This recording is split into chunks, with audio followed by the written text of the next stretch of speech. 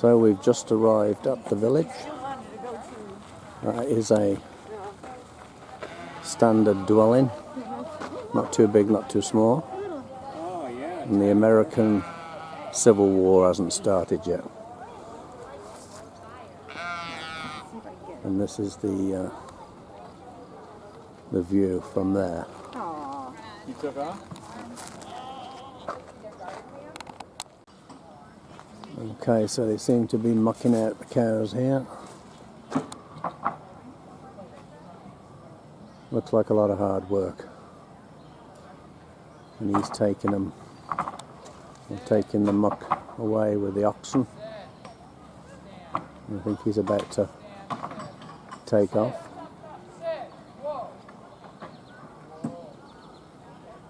And I'll just give you a pan round where we are. What's that place there, sir? Did you say the meeting house? It's called the Center Meeting House. The Center Meeting House And with there's a clock. graveyard beside it. And a graveyard by the side of it. So looks like the stables.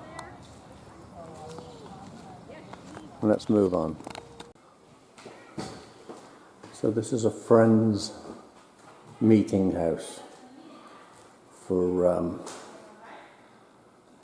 the village. Okay. So we've just come out of the church or meeting place, and immediately on the right or the left of the building is the graveyard. And I'll just quickly pan round and show you where we're at. We're going down that way.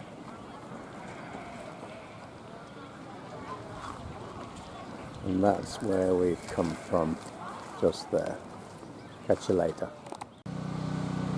Okay, this is a controlled livestock.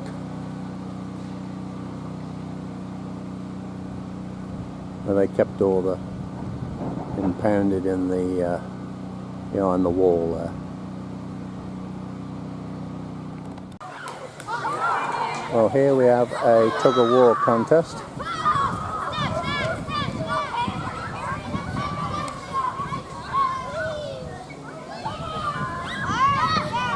And it's even money who's going to win this.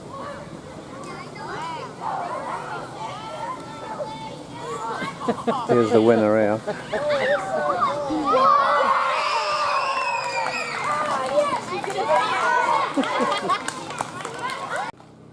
Okay, this is where you came if you needed a new pair of shoes. There's his wood stove to keep him warm. And he's got a few pair of shoes. There's his roll of leather. For cutting them out. And his tools. He hasn't kept it very tidy, but he was not a very tidy shoe repairman. There you are. That's how he did his shoes. There's his rolls of leather. Let's move on. Hey. Hello. You got a lot of flies on you. Whew. And you smell. You're a big boy or a girl.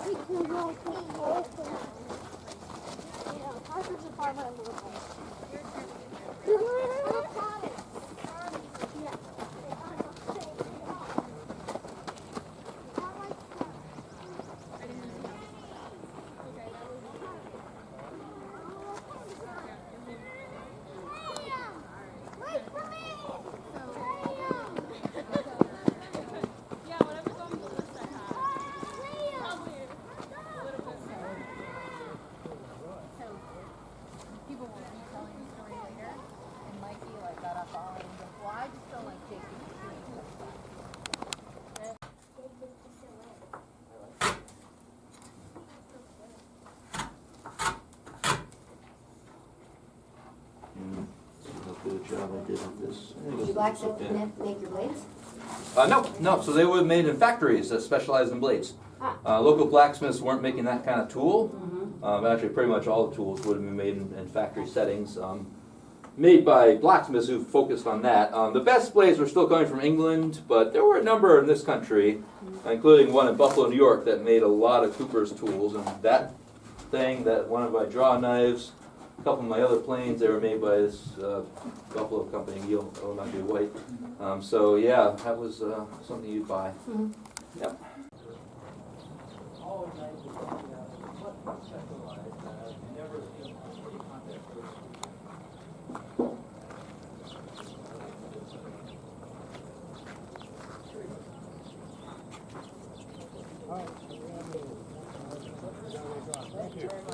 Task of being a smith, you can do things pretty rapidly, but still, that sounds like a long time, and it is, but it's so much more durable than like a piece of wood or something, or maybe the clay cup that might have taken only a minute to kind of form or anything like that.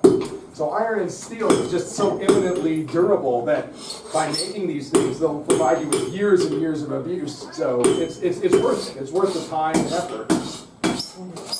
As a blacksmith, one of my things that I really was anxious to do was produce hard-working tools. Produce tools that you can beat on relentlessly and still work. I thought that has got to be the pinnacle of all blacksmithing.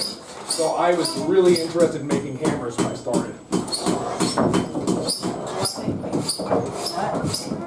However, this kind of hammer is just a pile of beautiful garbage. Yeah, it works, but it's very small and it wouldn't be good for many things. So making these gorgeous decorated hammers might be awesome, but this category is called the ladies and the gentleman's hammer. The ladies is the smaller one, the gentleman's hammer is slightly larger than this, but they're all ornate. Like the people that open that box once a year, pull out that and then drive one tack to like set a nail in the wall to hang a picture or something. So. Okay, we're just going to check out the powered mill where the wool is spun through a wheel and water powered. So let's go in and have a look. This is a rural carding mill where water-powered machines prepare wool for spinning and weaving. The two large machines before you are original carding engines built around 1820. Carding is a thorough brushing out of textile fibers. It is one of the many steps that wool must undergo before it can be used to make cloth.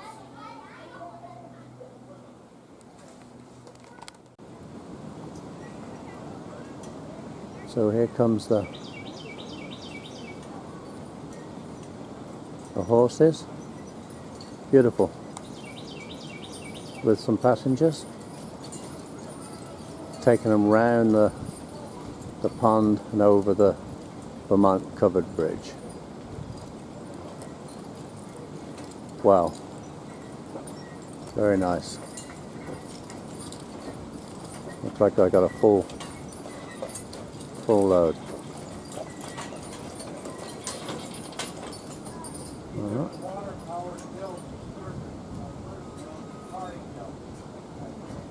There's another one behind, up there.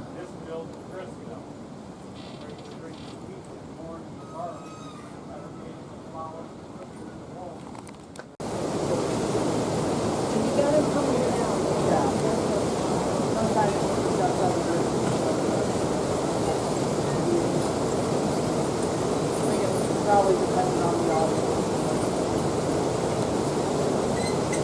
I've never taken a ride on the chair at all,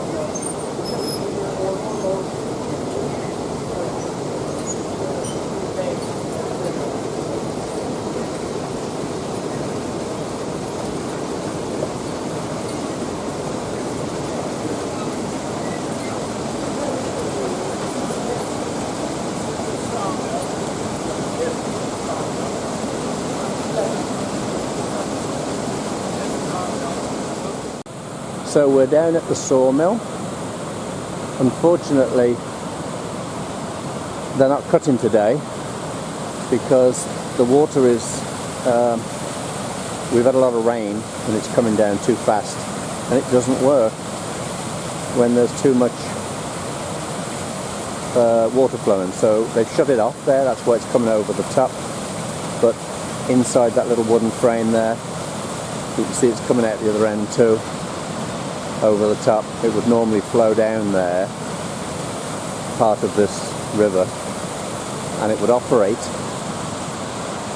the big saw, which I've just taken some pictures for you. And here's some wood they cut. It's still a working mill. They've cut these boards. He said they were cutting up until last week, and then it was too, we had too much rain. And there's the logs coming in the other side. I'll see if I can get a bit further down and show you the saw. So I'm having to look where I'm walking. So there's the saw, and there's the guy operating it. And it goes up and down vertical and cuts his wood. He's got a piece of wood just there inside. But as I say, they've had to close down because of this. Okay, we'll go a bit further. I hope you enjoyed that. Okay, we've just found a Vermont covered bridge. And this will be neat because on my channel I've done all the covered bridges, or done 60 of them. But this is what a covered bridge was for in the winter. These two horses would not have to try and cross a frozen, icy bridge. They would be able to get good footing. Here they come. Here you go, enjoy it.